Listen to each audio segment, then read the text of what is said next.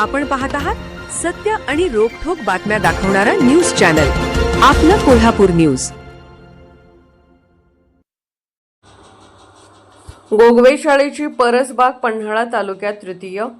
प्रधानमंत्री पोषण शक्ती निर्माण योजनेअंतर्गत शालेय शिक्षण व क्रीडा विभाग महाराष्ट्र शासन यांचेकडून शाळा व्यवस्थापन समिती, पालक व शिक्षक यांचे संयुक्त विद्यमाने परसबाग विकसित केले आहेत।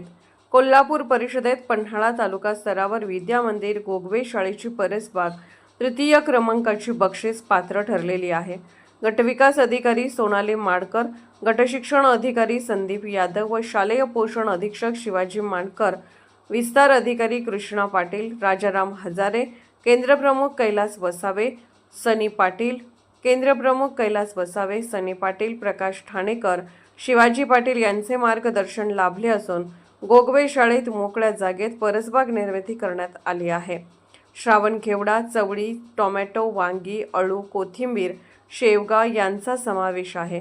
शेळ्या मेंढ्यांच्या लेंड्या व सेंद्रिय खताचा वापर केला आहे।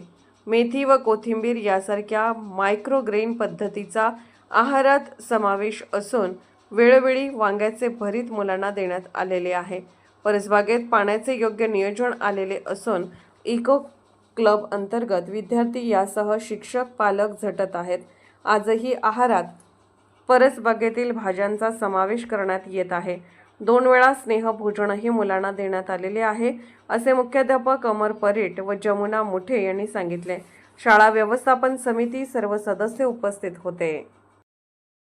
आपलं कोल्हापूर न्यूज चॅनलला लाईक करा, शेअर करा आणि सबस्क्राईब करा।